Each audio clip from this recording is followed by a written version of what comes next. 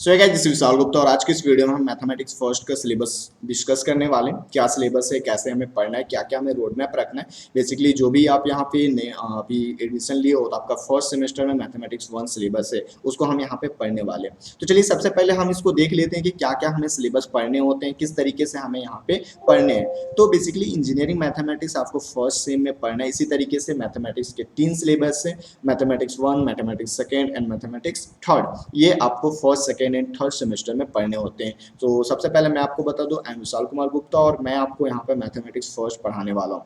सो सबसे पहले अगर हम यूनिट की अगर हम बात करते हैं, सिलेबस सबसे पहले देखिए क्या क्या हमें पढ़ना है और क्या क्या सिलेबस होने चाहिए। बेसिकली अगर हमें केवल CS वीडियो के लिए पढ़ना है या फिर यूनिवर्सिटी के लिए पढ़ना है तो हमें उतना नहीं पढ़ना होता है कि हम एकदम डीप में जाके पढ़ रहे हैं, वो हमें यहाँ पे रिक्वायरमेंट नहीं होते हैं। लेकिन क्या होता है कि हमें गेट एग्जाम भी देने होते हैं, लेकिन फर्स्ट ईयर में आप आए हो तो अभी तो गेट आपको पता ही नहीं होगा गेट क्या होता है, उसके बाद एंड सेम सॉरी ESC क्या होता है, ये सारा चीज नहीं पता होता है। तो अभी बेसिकली हमारा जो मेन एम होता है वो होता है कैलकुलस, सॉरी वो होता है हमारे यूनिवर्सिटी एग्जामिनेशन की ओर। तो हम यूनिवर्सिटी एग्जामिनेशन के ही सिलेबस के बेसिस पे हम इसको पढ़ने वाले हैं। एक एक टॉपिक उठाएंगे और उस टॉपिक से रिलेटेड जितने भी हमारे पास डाउट्स हैं, जितने भी कॉन्सेप्ट हैं, जितने भी हम क्वेश्चंस कर सकते हैं, वो सारा चीज हम यहाँ पे कवर करते हुए चलेंगे।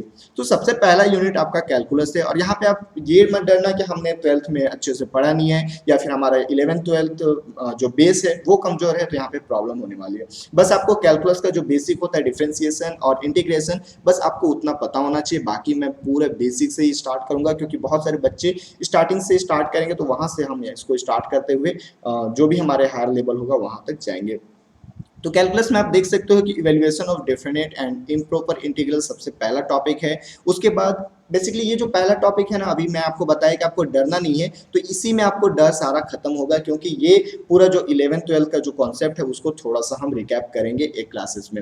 उसके बाद रिडक्शन फॉर्मूला पढ़ेंगे। रिडक्शन फॉर्मूला आपको यहाँ से क्वेश्चन भले ही बहुत कम देखने को मिलता है, लेकिन ये बहुत ही बेसिक है। रिडक्शन फॉर्मूला के बाद ही हम बीटा गामा ये सब फंक्शन देखना स्टार्ट करते हैं। तो उसके बाद आप देख सकते हो बीटा फंक्शन, गामा फंक्शन हमें पढ़ना है, इसके प्रॉपर्टीज भी पढ़ना है और उसके बाद सरफेस और वॉल्यूम के भी हमें यहाँ पे पढ़ना है, इसके एप्लीकेशंस पढ़ने हैं। तो पहला यूनिट बहुत ही इजी है, बस आपको 4 टॉपिक पढ़ने हैं, reduction formula, beta gamma function and surface और वॉल्यूम गीज के एप्लीकेशंस पढ़ने हैं, राइट। सेकंड यूनिट की अगर हम बात करते हैं, सेकंड यूनिट भी हमारे पास कैलकुलस ही है, इसको भी हम कैलकुलस के नाम से जानते हैं। यहाँ पे हमें आता है रोल्स थ्योरम। रोल्स थ्योरम हमें पढ़ना है, मीन वैल्यू थ्योरम पढ़ना है, टेलर्स एंड मैक्लॉरिन थ्योरम पढ़ना है, जो कि बहुत ही इंपॉर्टेंट है। ये आपको हमेशा आगे यूज होगा, तो इसको आप अच्छे से पढ़ सकते हो। उसके बाद अगर हम बात करते हैं तो L hospital rule, maxima minima आपको पढ़ना है, जो कि एल हॉस्पिटल रूल आप ऑलरेडी क्लास 11 में पढ़ चुके हो। मैक्सिमा और मिनिमा भी पढ़े हैं, लेकिन हम यहाँ पे थोड़ा सा अच्छे वे में पढ़ेंगे, थोड़ा सा और डीप में हमें जाके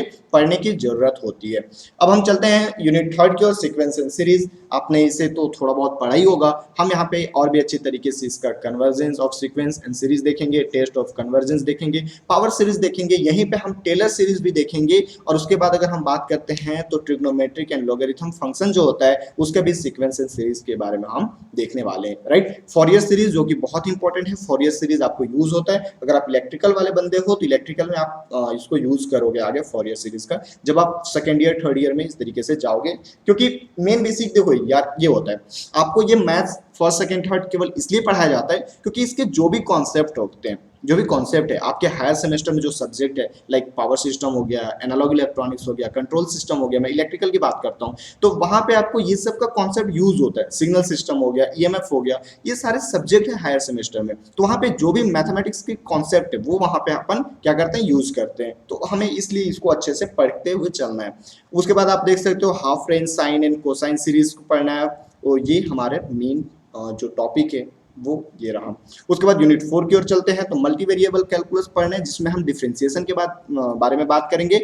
उसके बाद यूनिट 5 मैट्रिक्स है। तो सबसे पहले हम यूनिट 4 देख लेते हैं।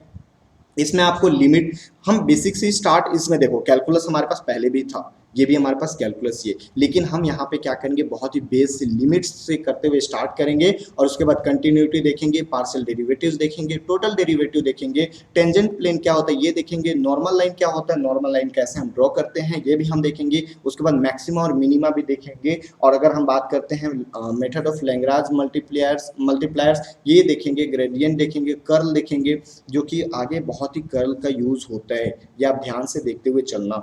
उसके बाद अगर हम मैट्रिक्स की बात करते हैं तो मैट्रिक्स से तो क्वेश्चन बहुत ईजी आता है, थोड़ा लेंदी है बट बहुत ईजी ये है। रैंक ऑफ मैट्रिक्स ये तो आप ऑलरेडी पढ़ते होंगे, इससे आप एक क्वेश्चन 4 नंबर का आपको आता ही आता है, ये फिक्स है। अगर हम यूनिवर्सिटी एग्जाम की बात करते हैं तो वहाँ पे एक क्वेश्चन रैंक ऑफ मैट्रिक्स से देखने को मिलता है हर एक साल। उसके बाद नॉर्मल हमें देखना होता है सिस्टम ऑफ लीनियर इक्वेशन क्या होता है, उसके बाद symmetric, skew symmetric, orthogonal matrix, eigen value, ये आइगन वेक्टर, ये सारा चीज हमें देखना होता है। बेसिकली यहाँ पे देखो टेंशन लेने की बात नहीं है, कैले हैमिल्टन थ्योरम भी है, ऑर्थोगोनल ट्रांसफॉर्मेशन भी है, लेकिन ये जितना भी हमें पढ़ना है वो हमें 11th-12th को रिकैप करना है। 11th-12th में आप जो पढ़ के आए हो इसी को एक तरह से बोल सकते हो कि हमें क्या करना है, रिवाइज करना है और इसके थ्रू हमें पढ़ते जाना है। तो ये रहा बेसिकली आपका सिलेबस जो कि आपको पढ़ना है। अगर हम यहाँ पे बात करते हैं मैथमेटिक्स फर्स्ट की तो ये बेस है। इसके बाद देखो अभी आपको पता है कि आपका जो सिलेबस है वो बी से बीटेक हो गया, राइट, बी से क्या हो गया, बीटेक हो गया। लेकिन अगर हम यहीं पे बात करते हैं कि बी से बीटेक तो हुआ है, लेकिन सिलेबस में भी थोड़ा बहुत चेंजेस हुए हैं। पहले क्या होता था कि जब बी था तो मैथमेटिक्स 1 और 2 बहुत ही इजी हुआ करता था और 3 बहुत ही डिफिकल्ट हुआ करता था। लेकिन अभी क्या किया है, जितने भी डिफिकल्ट वाले पोर्शन है वो सारा मैथमेटिक्स 2 में डाल दिया है।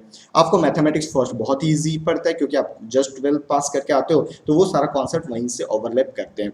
मैथमेटिक्स 2 थोड़ा सा डीप होता है और ये बहुत ही कठिन टाइप का हो जाता है। उसके बाद मैथमेटिक्स 3 भी बस उसके एप्लीकेशन है। मैथमेटिक्स सेकेंड का जो एप्लीकेशन पोर्शन है वो मैथमेटिक्स 3 में आपको पढ़ना है। तो इस तरीके से आपका रोड मैप रहेगा। बेसिकली हम ये कोर्स स्टार्ट कर रहे थे तो मैं सोचा एक क्लास हम क्यों ना इसके सिलेबस समझने में ही इसको डेडिकेटेड करते हैं। तो ये सिलेबस हम यहाँ पे इस ये जीवे में समझ चुके हैं।